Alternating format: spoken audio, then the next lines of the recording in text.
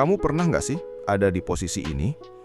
Kamu baru aja kelar nongkrong sama teman-temanmu, orang-orang yang harusnya bikin kamu happy dan semangat. Tapi anehnya, yang kamu rasain malah kebalikannya. Kamu ngerasa jauh lebih capek, dada rasanya nyesek, dan kepala penuh sama rasa cemas yang nggak jelas datangnya dari mana. Bukan yang ngerasa recharge, kamu malah ngerasa drained abis. Kayak semua energimu baru aja kesedot. Kamu pulang ke rumah, bukan sambil senyum, tapi dengan perasaan lega karena akhirnya bisa sendirian lagi.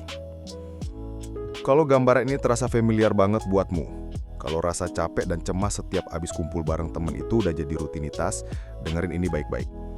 Ini bukan salahmu. Perasaan itu bukan tanda kamu temen yang buruk atau orang yang antisosial. Bisa jadi itu alarm paling kencang dari tubuh dan pikiranmu, sinyal darurat yang ngasih tahu kalau lingkungan pertemananmu yang sekarang mungkin udah nggak sehat lagi buatmu. Ini tandanya kamu perlu berhenti sebentar dan lihat lagi siapa aja orang yang ada di lingkaran terdekatmu. Selamat datang kembali di channel ini. Hari ini kita bakal ngebahas topik yang mungkin agak nggak nyaman buat sebagian orang, tapi penting banget buat kesehatan mental dan kebahagiaan kita jangka panjang.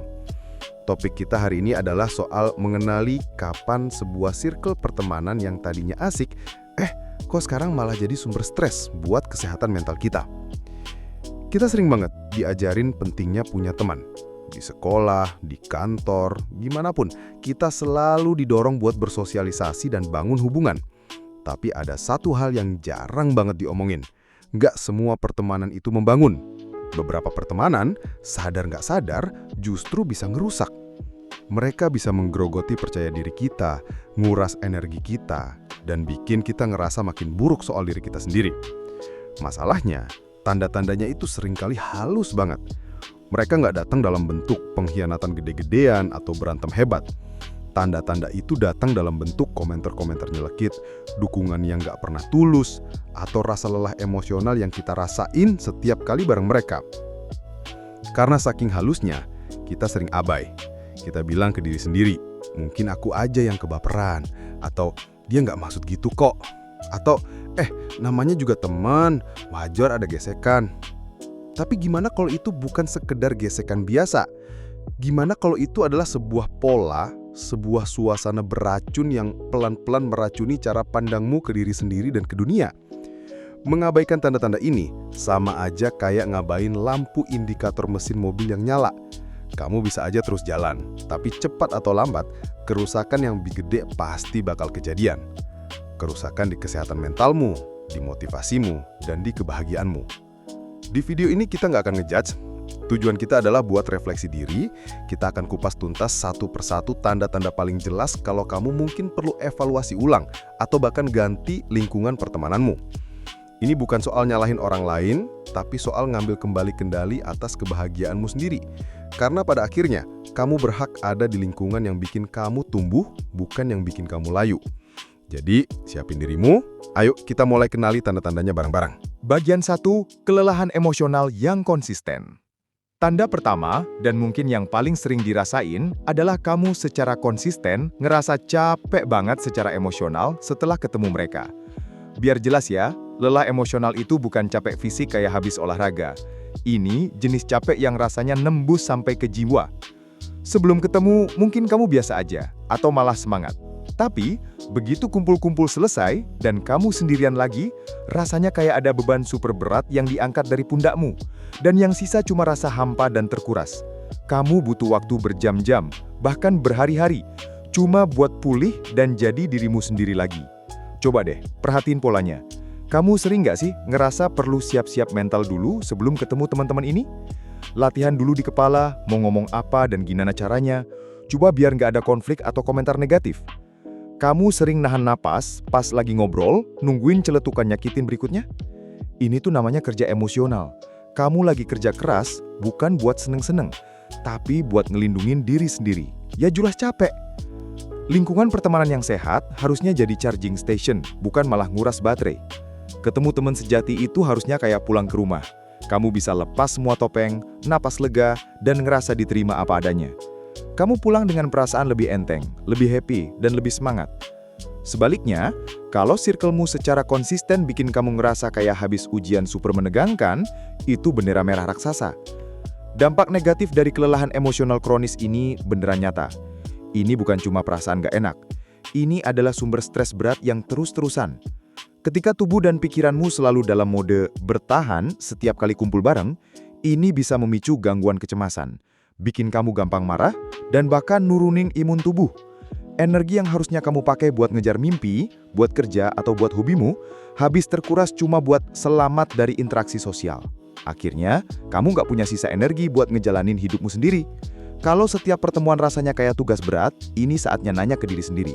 Hubungan ini beneran ngasih gue kebahagiaan atau cuma ngambil doang? Bagian 2. Kamu merasa tidak bisa menjadi diri sendiri.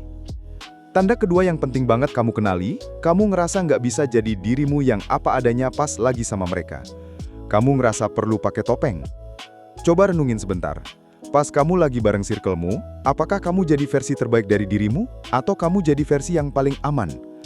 Kamu bebas nggak sih cerita soal pencapaian barumu, atau kamu lebih milih nyimpen sendiri, karena takut dianggap sombong atau bikin mereka iri? Kamu berani nggak nyuarain pendapatmu yang beda? Atau kamu lebih milih diem dan setuju aja, biar nggak ada debat atau diejek? Kamu nyembunyiin hobi atau minatmu yang dianggap aneh sama mereka? Kalau jawabanmu iya buat pertanyaan-pertanyaan tadi, kamu lagi pakai topeng. Kamu nampilin versi rekayasa dirimu, versi yang udah disaring dan disensor biar diterima sama grup itu. Kamu jadi aktor di kehidupan sosialmu sendiri. Contohnya bisa macam-macam. Mungkin kamu ketawa pas denger lelucon yang menurutmu nggak lucu sama sekali. Mungkin kamu pura-pura tertarik sama gosip yang sebenarnya bikin kamu nggak nyaman. Mungkin kamu sengaja merendah soal keahlianmu biar nggak kelihatan lebih pinter dari yang lain. Kamu mungkin sampai ngubah cara berpakaian, selera musik, atau bahkan cara ngomong, cuma biar pas sama cetakan mereka. Masalahnya jadi orang lain itu capek banget. Setiap kali kamu nyaring omonganmu atau neken kepribadianmu, kamu ngirim pesan ke alam bawah sadarmu bahwa dirimu yang asli itu nggak cukup baik, nggak layak diterima dan dicintai. Ini sama aja kayak kamu ngekiaratin diri sendiri, pelan-pelan tapi pasti. Dampaknya dalam banget dan bisa ngerusak mentalmu. Pertama, ini bakal ngehancurin harga dirimu. Gimana bisa kamu cinta sama diri sendiri kalau kamu terus-terusan ngumpet di balik topeng? Kedua, ini bikin kamu ngerasa super kesepian, bahkan pas lagi di tengah keramaian. Kamu dikelilingin orang, tapi nggak ada satupun yang bener-bener kenal kamu. Mereka suka sama topengmu, bukan kamu. Perasaan ini bisa jauh lebih nyakitin daripada sepi pas sendirian. Jangka panjangnya, ini bisa bikin krisis identitas. Kamu jadi lupa siapa dirimu sebenarnya, apa yang kamu suka, dan apa yang penting buatmu. Pertemanan sejati harusnya jadi cermin yang nunjukin versi terbaik dirimu, bukan kanvas kosong tempat kamu harus ngegambar orang lain. Bagian 3. Interaksi yang didominasi oleh hal-hal negatif. Tanda ketiga, kamu sadar kalau sebagian besar obrolan di dalam circlemu itu isinya hal-hal negatif. Coba ingat-ingat lagi pertemuan terakhirmu. Topik utamanya apa aja? Apa kalian saling berbagi ide-ide keren? Ngerencanain proyek seru? Atau saling nyemangatin? Atau sebagian besar waktu habis buat ngeluh? Ngeluhin kerjaan, ngeluhin pasangan, ngeluhin pemerintah, ngeluhin hidup yang gak adil. Obrolannya seringnya muter-muter di ngomongin jeleknya orang lain. Gosip, enggak. Kalian habisin waktu buat ngeritik penampilan, keputusan hidup, atau kegagalan orang lain yang nggak ada di situ. Ada semacam kepuasan bareng-bareng gitu pas ngerendahin suksesnya orang lain. Lingkungan kayak gini, itu ibarat kubangan negativitas. Awalnya, mungkin rasanya seru atau jadi cara buat ngereketin hubungan. Ngerasa senasib sepenanggungan lewat keluhan bisa bikin ilisi kedekatan. Tapi kalau ini fondasi utama pertemananmu, fondasinya rapuh dan beracun banget. Perhatiin deh, gimana rasanya pas kamu coba bawa energi positif ke grup. Misalnya, kamu semangat cerita soal buku baru yang kamu baca. Gimana respons mereka? Apa mereka ikut antusias? Atau mereka malah kasih respons datar, balikin obrolan ke topik keluhan? Atau bahkan nyeletuk sinis, rajin amat sih, kayak kurang kerjaan aja. Kalau energi positifmu terus-terusan dipadamin, itu tandanya lingkungan itu nggak punya ruang buat optimisme. Dampak dari terus-terusan kenapa para negatif ini lebih bahaya dari sekedar bikin mood jelek sesaat. Pertama, ini bakal ngubah cara pikirmu. Otak kita gampang banget beradaptasi. Kalau kamu dikelilingin keluhan dan sinisme terus, pelan-pelan kamu juga bakal jadi orang yang negatif dan sinis. Kedua, ini bikin lingkungan jadi penuh rasa nggak percaya. Logikanya simple. Kalau mereka gampang banget ngomongin jeleknya orang lain di depanmu, hampir pasti mereka juga ngomongin jeleknya kamu pas kamu nggak ada. Sadar akan hal ini bikin kamu cemas dan susah buat benar-benar percaya sama mereka. Terakhir, ini nguras energi mental. Dengerin keluhan dan gosip non-stop itu capek. Ngisi kepalamu dengan informasi sampah yang nggak ada gunanya. Bagian 4. Dukungan yang bersyarat atau tidak tulus. Tanda keempat, dukungan yang kamu dapat dari mereka rasanya bersyarat, nggak tulus, atau malah nggak ada sama sekali. Di pertemanan yang sehat, dukungan itu tulus dari dua arah. Teman sejati itu cheerleader nomor satumu pas kamu sukses, dan jadi sandaranmu pas kamu gagal. Mereka ada di saat terang maupun gelap. Sekarang, coba evaluasi pertemananmu. Gimana kelakuan mereka pas kamu lagi di titik terendah? Mungkin kamu baru aja dipecat, putus cinta, atau ada masalah keluarga. Apa mereka proaktif ngehubungin kamu, nawarin telinga buat dengerin, atau sekedar nemenin kamu dalam diam? Atau tiba-tiba ngilang, susah dihubungin dengan alasan sibuk. Terus nanti muncul lagi pas masalahmu udah kelar sambil basa-basi, "Wah, sorry ya kemarin sibuk banget, nggak sempat nanyain kabar." Sebaliknya, perhatiin juga gimana sikap mereka pas kamu lagi di puncak. Kamu baru dapat promosi, mulai bisnis, atau capai target penting. Apa mereka ikut senang dengan tulus? Raut wajah dan nada suara mereka nunjukin kebahagiaan yang asli buatmu? Atau dukungan mereka cuma kayak sandiwara? Mereka mungkin ngucapin selamat di depan umum, tapi di belakang kamu bisa ngerasain ada iri dan persaingan. Mungkin mereka ngasih pujian yang sebenarnya kritikan terselubung, kayak, "Selamat ya promosinya, tapi kerjanya pasti berat banget ya, siap-siap stres aja." Kalimat kayak gitu seolah-olah dukung, padahal tujuannya buat nanemin keraguan dan ngurangin kebahagiaanmu. Dukungan bersyarat itu artinya mereka cuma dukung kamu kalau ada untungnya buat mereka. Pertemanan kayak gini bukan hubungan, tapi transaksi. Dampak dari kurangnya dukungan tulus ini ngerusak banget buat kesehatan mental. Dukungan sosial itu salah satu pelindung terkuat kita dari depresi dan cemas.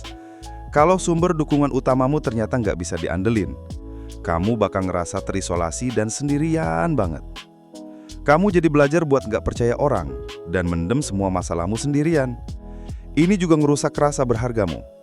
Kamu mungkin jadi mikir kalau kamu nggak layak ditolong atau masalahmu nggak penting.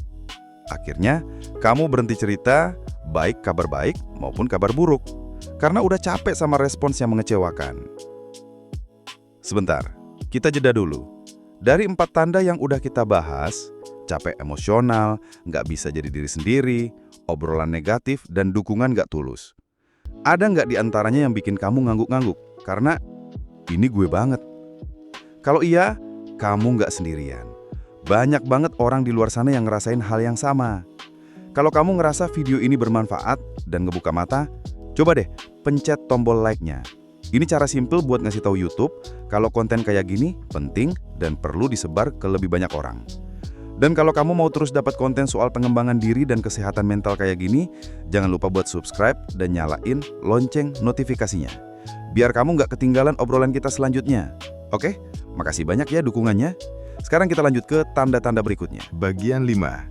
Kamu merasa tertinggal atau tidak berkembang. Tanda kelima ini halus tapi penting banget. Kamu ngerasa mandek, ketinggalan, atau bahkan pertumbuhanmu terhambat gara-gara lingkungan pertemananmu. Lingkungan yang sehat itu harusnya jadi inkubator buat versi terbaik dirimu. Teman-temanmu harusnya jadi orang yang menginspirasi kamu buat belajar lebih banyak, nyoba hal baru, dan jadi lebih baik setiap hari. Sekarang, lihat lagi circle-mu. Apa mereka dukung ambisimu atau malah ngeremehin? Pas kamu semangat cerita soal rencanamu mau mulai olahraga, belajar bahasa baru, atau ikut seminar, gimana respons mereka? Apa mereka bilang, "Wah keren, gimana gue bisa bantu?" Atau, "Ide bagus tuh, gue jadi ikut terinspirasi." Atau, mereka justru ngasih respons yang ngemadamin semangatmu. Mungkin dalam bentuk bercandaan, kayak paling juga semangat di awal doang, atau keraguan, yakin lu ada waktu buat gituan, susah deh kayaknya. Atau bahkan sabotase halus, dengan ngajak kamu lakuin kebiasaan lama yang mau kamu tinggalin pas banget kamu lagi usaha berubah. Udahlah, ngapain nge-gym, mending kita nongkrong sambil makan gorengan teh biasa. Teman-teman yang gak sehat seringkali gak nyaman sama pertumbuhanmu. Kenapa? Karena perubahanmu itu nunjukin kalau mereka sendiri gak maju-maju. Pas kamu mulai gerak maju, itu secara gak langsung ngingetin mereka kalau mereka masih di tempat yang sama. Daripada termotivasi buat ikut gerak, lebih gampang buat mereka narik kamu balik ke level mereka. Mereka lebih suka kamu yang dulu, yang punya kebiasaan dan masalah yang sama. Kamu yang baru, yang lebih baik adalah ancaman buat zona nyaman mereka. Dampak dari lingkungan yang ngehambat ini bahaya banget buat masa depanmu. Ini bakal ngebunuh motivasimu pelan-pelan. Setelah beberapa kali semangatmu dipatahin, kamu bakal mulai mikir, ngapain juga nyoba? Nanti diledekin lagi? Kamu jadi ragu sama kemampuanmu sendiri buat berubah. Ambisimu yang dulu gede, sekarang jadi kecil dan hampir padam. Kamu jadi puas dengan keadaan biasa-biasa aja. Bukan karena itu maumu, tapi karena itu yang diterima lingkunganmu. Kamu ngorbanin potensimu demi diterima sekarang. Bertahun-tahun kemudian, kamu mungkin nyesel, sadar betapa banyak yang bisa kamu capai kalau aja kamu ada di lingkungan yang nyiramin bibit potensimu, bukan nginjaknya. Bagian 6. Batasan pribadimu selalu dilanggar atau diledekin.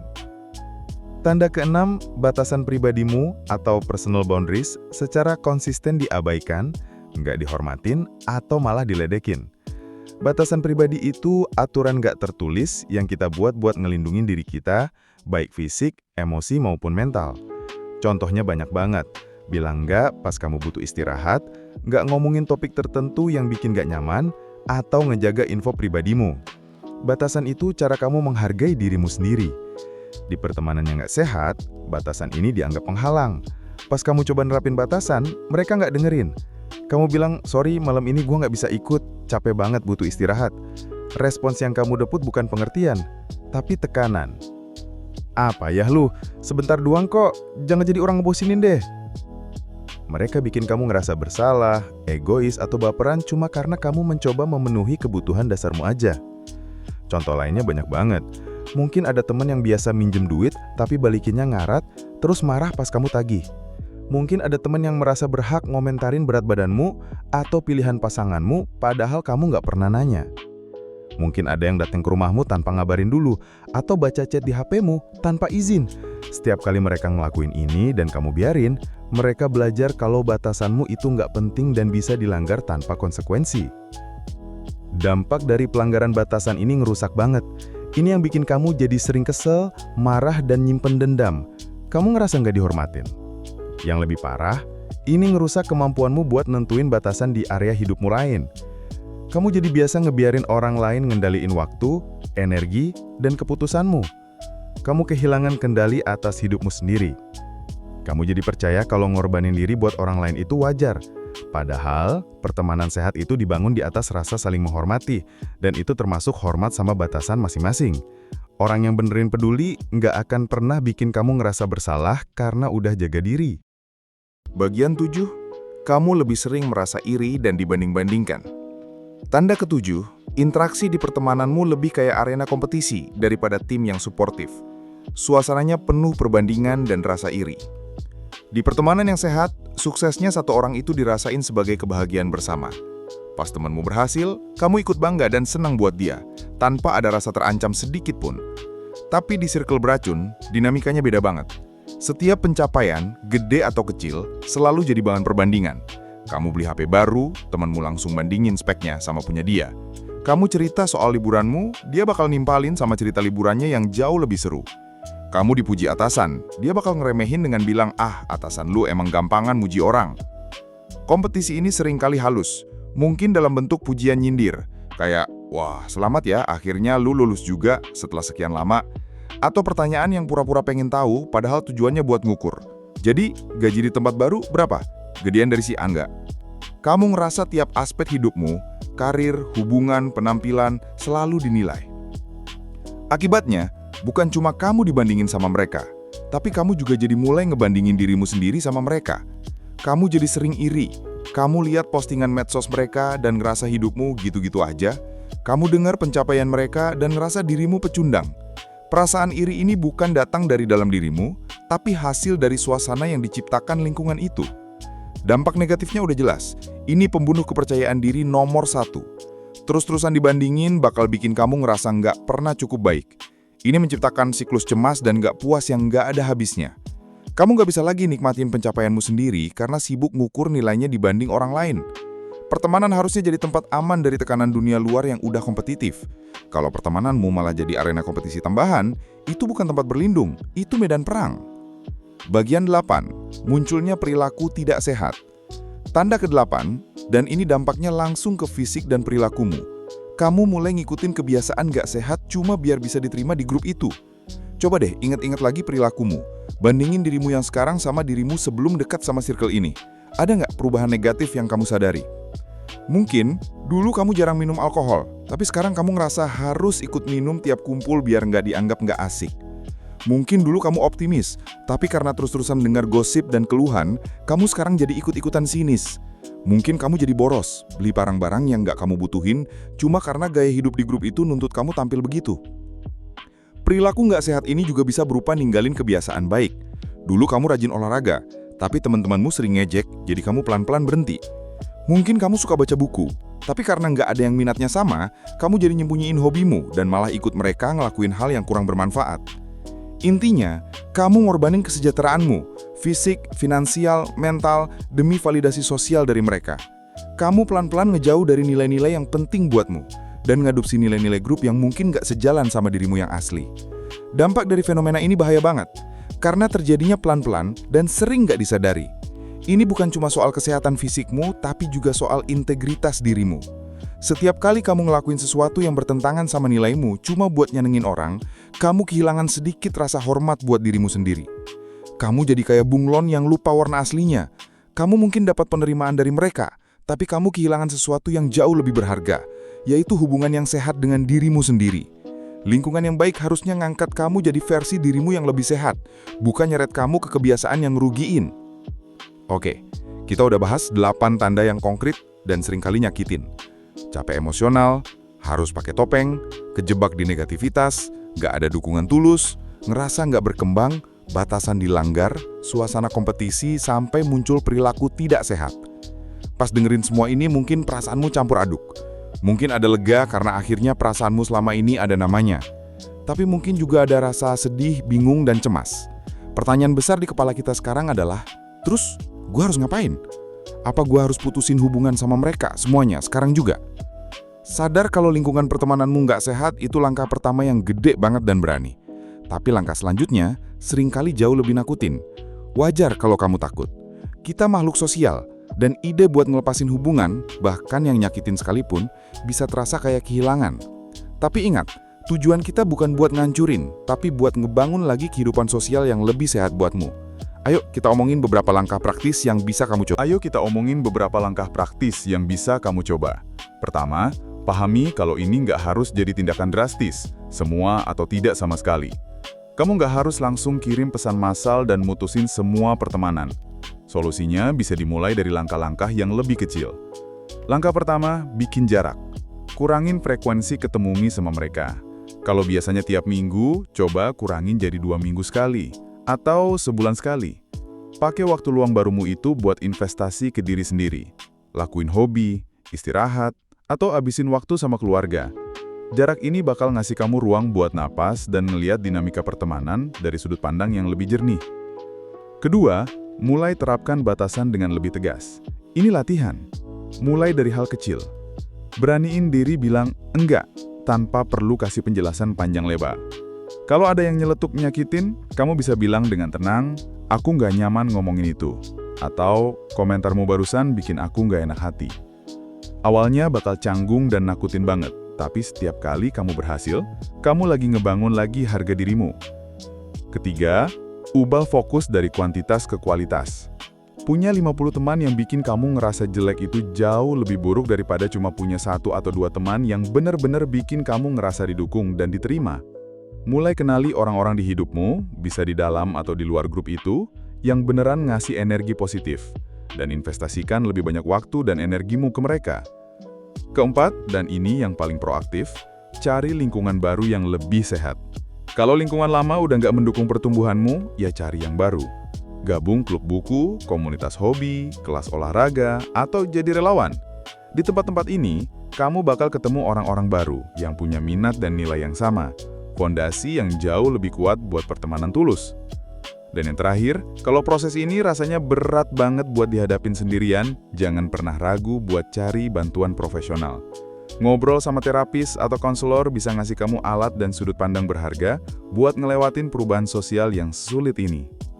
Jadi, rangkumannya, kita udah belajar ngenalin 8 tanda bahaya.